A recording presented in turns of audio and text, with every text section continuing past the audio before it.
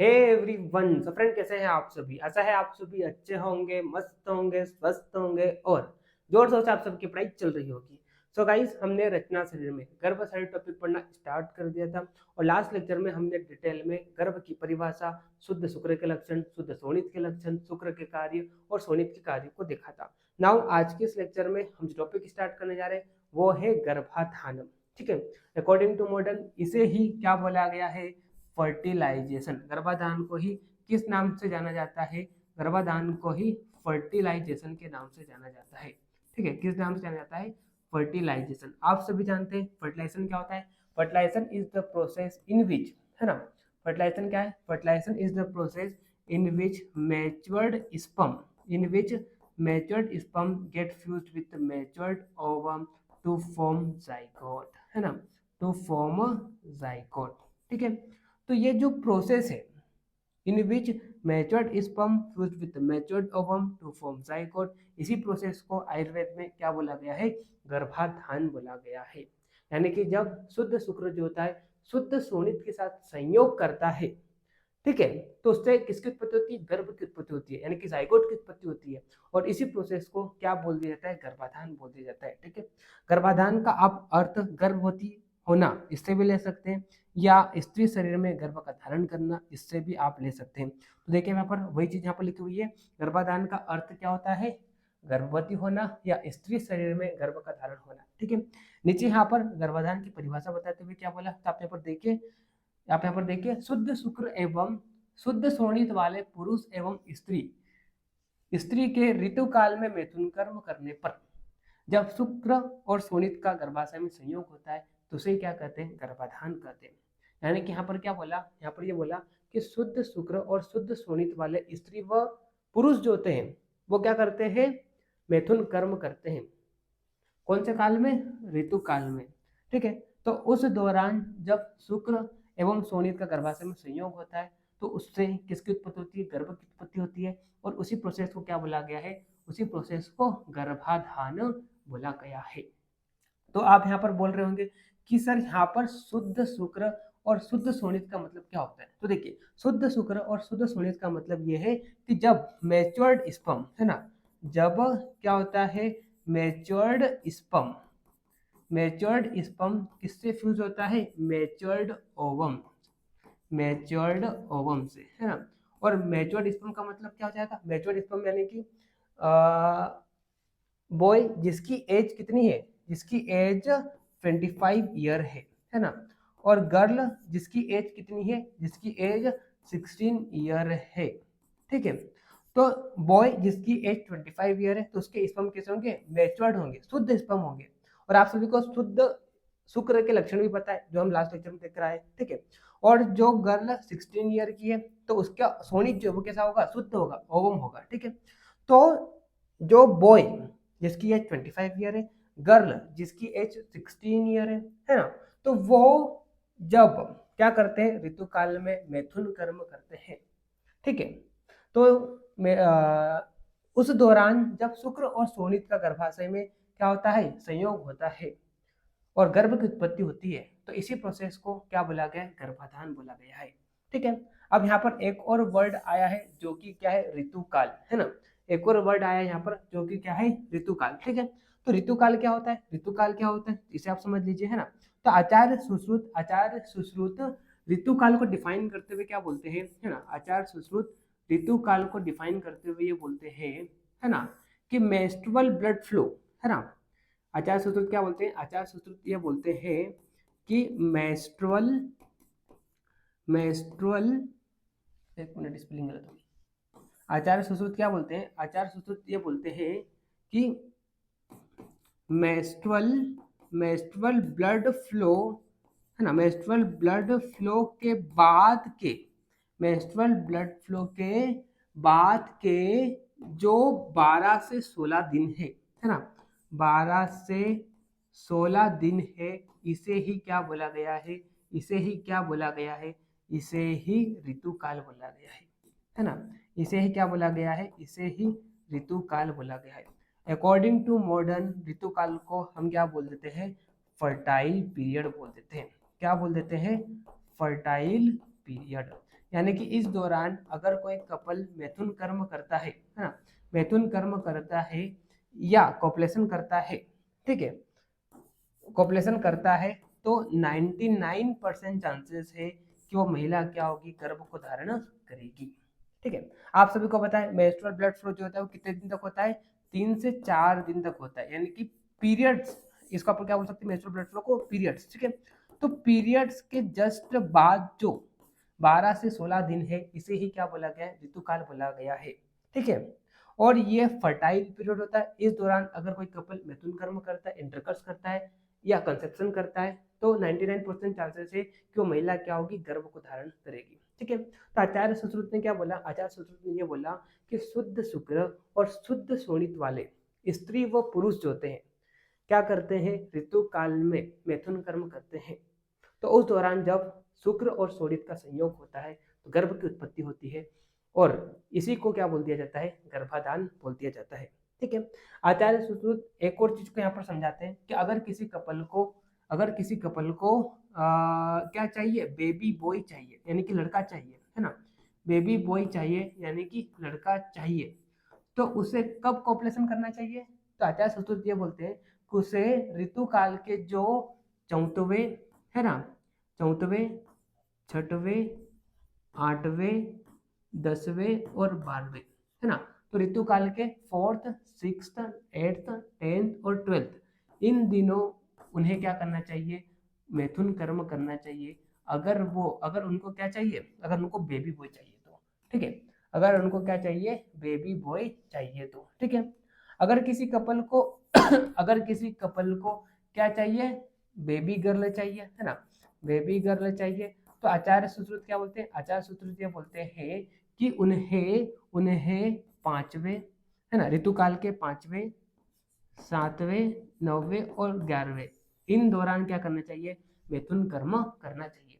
यानी कि even days जो होते हैं ऋतुकाल के, जो इवन डेज है this are suitable for baby boy, and जो ऑड डेज है this are suitable for baby girl. ठीक है, तो इस तरह से ऋतुकाल को समझाते हुए आचार्य सुश्रुत ने यह बताया कि मेंस्ट्रुअल ब्लड फ्लो के बाद के जो 12 से 16 दिन होते हैं, इसे क्या बोला गया है, फर्टाइल पीरियड बोला गया है या ऋतुकाल बोला गया है। ठीक है, इस दौरान अगर आप क्या करते हो, मैथुन कर्म करते हो, तो 99% चांसेस है कि महिला जो होगी वो गर्भ को धारण करेगी। ठीक है, चलिए अगर हम मॉडर्न साइंस के अकॉर्डिंग बात करें, तो जो 28 डेज का, है ना, जो 28 डेज का पूरा जो मेंस्ट्रुअल साइकिल होता है ना, मेंस्ट्रुअल साइकिल होता है ना, आप सभी को पता है 28 डेज की क्या होती है, मेंस्ट्रुअल साइकिल होती है। ठीक है, तो इस मेंस्ट्रुअल साइकिल के जो 14th डे होता है, जो 14th डे होता है ना, इसे ही क्या बोला गया है, ओव्यूलेशन, है ना, ये क्या होता है, यहाँ पर क्या होता है, ओव्यूलेशन होता है। ठीक है, ओव्यूलेशन पीरियड होता है। ठीक है, तो इसे ही क्या बोला गया, इसे ही आप ऋतुकाल या फर्टाइल पीरियड मान सकते हैं। ठीक है, अकॉर्डिंग टू मॉडर्न साइंस देखें तो मेंस्ट्रुअल साइकिल का जो 14th डे है ना, it is suitable for conception. ठीक है, चलिए, लेकिन आचार्य सुश्रुत ने क्या बोला कि मेंसेस के बाद के जो 12 से 16 दिन है, तो दिस आर फर्टाइल पीरियड, है ना, ये सुटेबल है फॉर मैथुन कर्म के लिए। ठीक है, उसमें से भी आचार्य सुश्रुत ये बोलते हैं कि मेंस्ट्रुअल ब्लड फ्लो के जो आगे के 12 दिन है, तो उसमें से जो शुरुआत के 3 डेज है वो इतना ज्यादा बेनिफिट नहीं करेगा, लेकिन बाकी के जो है 4, 5, 6, 7, 8, 9, 10, 11, 12, this will be suitable for मैथुन कर्म। ठीक है, चलिए, तो इस तरह से यहाँ पर आचार्य सुश्रुत ने इसको समझाया, इस तरह से आचार्य सुश्रुत ने किसको समझाया, ऋतुकाल को समझाया। ठीक है, चलिए, तो आप यहाँ पर देख सकते हैं गर्भाधान मीन्स फर्टिलाइजेशन। फर्टिलाइजेशन को क्या बोला गया, गर्भाधान बोला गया। For the purpose of fertilisation matured स्त्री बीज, है ना, एंड मैच्योर्ड पुरुष बीज इज नेसेसरी, यानी कि matured ovum and matured sperm is necessary for the process of fertilisation. ठीक है, चलिए, तो आप यहाँ पर देखिए ऋतुकाल के बारे में आचार्य सुश्रुत ने क्या बोला, ritukal is the proper time for garbhadhan. Ritukal is the 12 to 16 days duration after the menstrual blood flow, यानी कि मेंस्ट्रुअल ब्लड फ्लो के जो 12 से 16 दिन है, किस आचार्य ने 12 दिन, किसी आचार्य ने 16 दिन बोला। ठीक है, तो this are the suitable period for the मैथुन कर्म। ठीक है, चलिए आगे आप देखिए यहाँ पर प्रॉपर एज की बात करते हैं। The man at his age of 25 and है ना 25 year and women at her age of 16 year are to be known as having attain full growth and vitality. यहाँ पर आचार्य संस्कृत ये बोलते हैं कि जो लड़का 25 ईयर का है और लड़की 16 साल की है तो उसके स्पर्म जो होंगे वो कैसे होंगे, एकदम मेच्योर्ड होंगे, फुल्ली ग्रोथ होंगे और वाइटल होंगे, है ना। And this is the suitable age for copulation. ठीक है, चलिए अगर इस एज के, है ना, अगर इस एज के नीचे, इस एज के नीचे अगर क्या हो जाता है, कंसेप्शन हो जाता है। ठीक है, देखिए यहाँ पर if the conception occurs below the limit of this age, immature स्त्री बीज एंड पुरुष बीज will lead to formation of immature गर्भ which results either in death or weakness of गर्भ। ठीक है, तो इस एज जो लिमिटेड एज बताई गई है, लिमिटिंग एज बताई गई है कॉपुलेशन के लिए, है ना, तो इसके नीचे अगर क्या हो जाता है, कॉपुलेशन हो जाता है और गर्भ की उत्पत्ति हो रही है, तो या तो वो गर्भ जो होगा, या तो उसकी क्या हो जाएगी, मृत्यु हो जाएगी, या अगर वो पैदा भी हो गया तो कैसा होगा, एकदम कमजोर या वीक होगा। ठीक है, चलिए फिर आगे हम बढ़ते हैं, है ना। तो आई होप आपको गर्भाधान समझ में आ गया होगा। अब देखिए यहाँ पर प्रोसेस बताया आचार्य सुश्रुत ने, किसमें, सुश्रुत शारीरस्थान तीसरे अध्याय के 3वें श्लोक में यहाँ पर गर्भाधान के प्रोसेस बताते हुए यहाँ पर क्या बोला, तत्र स्त्री पुंसयो संयोगे तेज शरीरात वायु उदीर्यति ततः तेज अनिल संतिपातः शुक्रम च्युतम योनि अभिप्रतिपद्यते संसृज्यते च आर्तव एन ततो अग्नि सोम संयोगात संसृज्य मानव गर्भो गर्भाशयम अनु प्रतिपद्यते। अगर आपको श्लोक याद नहीं हो तब भी चलेगा। ठीक है, तो इस श्लोक में ये बोला गया कि जब स्त्री जो होती है पुरुष के संपर्क में आती है तो जो वायु होती है वो क्या करती है, देखिए यहाँ पर क्या बोला, तत्र स्त्री पुंसयो संयोगे, यानी कि जब स्त्री जो होती है पुरुष के संयोग में आती है तो वायु जो होती है शरीर में तेज को प्राप्त होती है, यानी कि गति को प्राप्त होती है। ठीक है, ततः तेजो अनिल, और उस, है ना, उस गति के द्वारा, है ना, निकला हुआ शुक्र जो होता है, जब निकला हुआ शुक्र जो होता है वो क्या होता है, योनि की ओर बढ़ता है, योनि की ओर बढ़ता है, और वहां पर जब किससे संयोग करता है, वहां पर जब किससे संयोग करता है, आर्तव से संयोग करता है। ठीक है, किससे संयोग करता है, आर्तव से संयोग करता है, तो उससे क्या होती है, गर्भ की उत्पत्ति होती है। ठीक है, तो यहाँ पर क्या बोला, यहाँ पर ये बोला कि जब स्त्री जो होती है पुरुष के संपर्क में आती है तो शरीर में क्या होता है, वायु जो होती है वो गति को प्राप्त होती है ना, वायु में गति होती है। ठीक है, और इस वायु के द्वारा, है ना, इस वायु के सहयोग से निकला हुआ शुक्र जो होता है जब योनि की ओर बढ़ता है और गर्भाशय में जब किससे, सोनित से फ्यूज होता है तो उससे गर्भ की उत्पत्ति होती है। ठीक है, तो आप यहाँ पर देखिए, यहाँ पर आप इसकी हिंदी देख लीजिए, है ना, अगर आपको श्लोक याद हो जाए तो कर लीजिए, अगर नहीं होगा तब भी चलेगा। यहाँ पर क्या बोला, स्त्री व पुरुष के समागम के समय वायु शरीर में गति को प्रकट करती है और वायु के सहयोग से निकला हुआ शुक्र योनि की ओर चल देता है और आर्तव के साथ मिलता है। तत्पश्चात अग्नि यानी कि आर्तव व सोम यानी कि शुक्र के संयोग से उत्पन्न हुआ यह गर्भ गर्भाशय में आश्रय करता है। ठीक है, चलिए अब हम आगे बढ़ते हैं तो आगे हम देखिए, यहाँ पर उसी चीज को मैं इंग्लिश में भी लेकर आया हूँ। At the time men and women come together for copulation vayu augments the tej in the body, यानी कि वायु जो होती है क्या करती है, गति को प्राप्त होती है जब स्त्री जो होती है पुरुष के संपर्क में आती है। ठीक है, बाय द कॉम्बिनेशन ऑफ तेज एंड वात, है ना, शुक्र यानी कि semen get ejaculated into the vagina where it combined with आर्तव and this combination of अग्नि यानी कि अग्नि को आर्तव बोलते हैं और सोम यानी कि शुक्र then move upward into the गर्भाशय, है ना, यानी कि फिर क्या होता है, शुद्ध शुक्र और शुद्ध सोनी के बीच में क्या होता है, संयोग होता है और गर्भ की उत्पत्ति होती है। फिर यह गर्भ जो होता है ऊपर की ओर बढ़ता है और गर्भाशय में आश्रय लेता है। ठीक है, चलिए तो इस तरह से यहाँ पर गर्भाधान की विधि बताई गई है। तो देखिए आप यहाँ पर आगे, अब देखो, अब यहाँ पर जैसे कि आप सभी को बताएं हमारा शरीर जो है वो कैसा है, षड धात्वात्मक शरीर है। षड धात्वात्मक यानी कि ये पंच महाभूत से बना हुआ है ना, हमारा शरीर किससे बना हुआ है, पंच महाभूतों से बना हुआ है। और ये किसका अधिष्ठान है, ये चेतना का आश्रय स्थान है, यानी कि 5 तो महाभूत और एक क्या हो जाएगा, चेतना यानी कि आत्मा, यानी कि इन 6 धातुओं से बना हुआ है। इसीलिए हमारे शरीर को हम क्या बोल देते हैं, षड धात्वात्मक शरीर। ठीक है, षड धात्वात्मक शरीर। ठीक है, और आचार्य सुश्रुत ने गर्भ की परिभाषा बताते हुए क्या बोला था कि जब शुक्र शोणित, है ना। फिर 8 प्रकृति, 16 विकार और आत्मा, इन सब का जब क्या होता है संयोग होता है तो किसकी उत्पत्ति होती है, गर्भ की उत्पत्ति होती है। और उस गर्भ में, है ना, चेतना से स्थित गर्भ में, है ना, चेतना, देखिए यहाँ पर क्या बोला, आगे यहाँ पर पंच महाभूत का रोल बताते हुए आचार्य सुश्रुत ने क्या बोला, डिटेल में हम इस श्लोक को फर्स्ट लेक्चर में देखकर आ गए, ठीक है। लेकिन फिर भी आपको मैं बता देता हूँ, यहाँ पर क्या बोला, तम चेतनाव स्थितम, यानी कि चेतना से युक्त उस गर्भ में वायु विभजती, वायु जो होती है क्या करती है, विभाजन का कार्य करती है। तेज यानी कि अग्नि जो होती है, एवं पचती, वो क्या करती है, पाचन यानी कि मेटाबॉलिज्म, मेटाबॉलिज्म जो होता है उस गर्भ में वो किस कारण होता है, वो तेज के द्वारा होता है। आप क्लेदयंती, आप जो होती है वो क्या करती है, उसमें क्लेदता उत्पन्न करती है, ठीक है। यानी कि जल महाभूत जो होता है वो उस गर्भ में नमी बनाए रखता है, क्लेदता उत्पन्न करता है, ठीक है।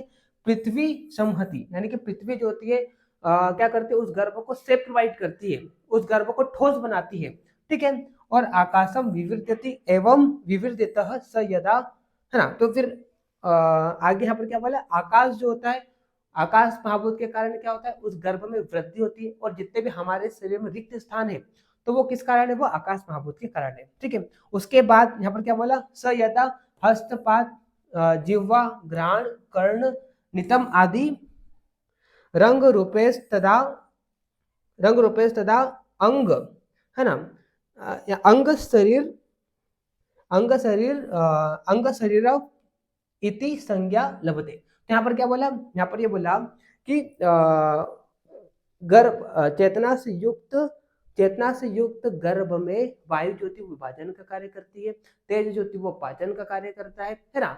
आप यानी कि जल जो होता है उसमें क्लेदता को उत्पन्न करता है, पृथ्वी जो होती है संहति यानी कि उसको क्या करती है, ठोस बनाए रखती है, और आकाश के कारण उसमें क्या होता है, वृद्धि होती है ना, गर्भ में वृद्धि होती है, और जितने भी रिक्त स्थान है वो भी किस कारण है, आकाश महाभूत के कारण है, ठीक है।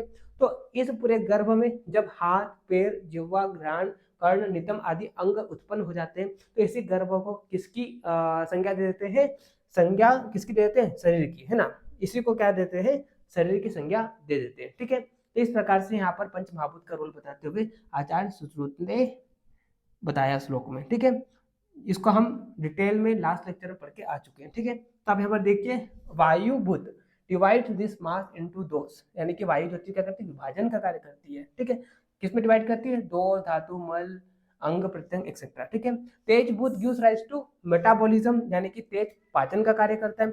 Ap budh keeps it in liquid state, आप जो होती है उसमें क्लियरता उत्पन्न करती है, ठीक है, लिक्विड स्टेट में बनाए रखता है उस गर्भ को, है ना।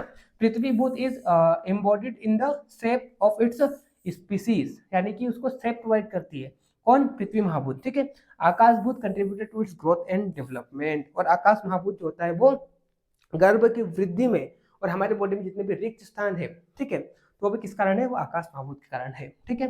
चलिए, तो इस प्रकार से 5 महाभूत का रोल बताते हुए आचार्य सुश्रुत ने श्लोक में बताया, ठीक है।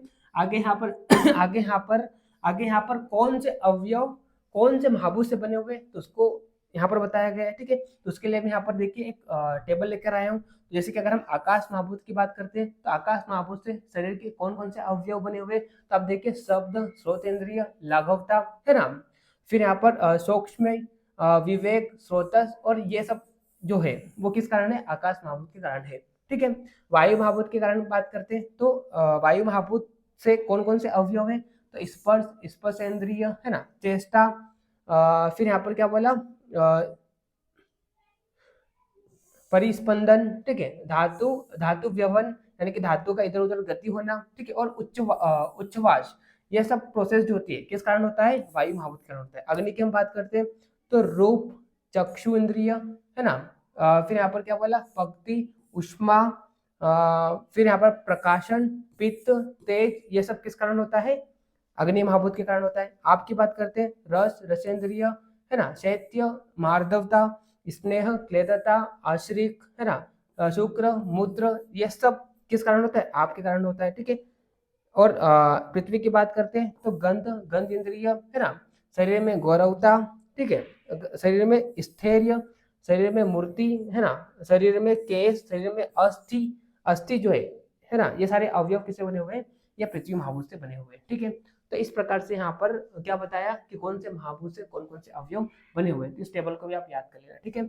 ये कभी कभी क्वेश्चन पूछ लेता है कि role of panch mahabhut in the formation of garbh, ठीक है, तो आप ये कर लेना, ठीक। चलिए, तो आई होप आपको लेक्चर समझ में आया होगा, और अगर आपको किसी प्रकार का कोई डाउट हो तो आप व्हाट्सएप ग्रुप पर पूछ सकते हैं, ठीक है। तो मिलते हैं नेक्स्ट लेक्चर में, तब तक के लिए okay bye, see you again.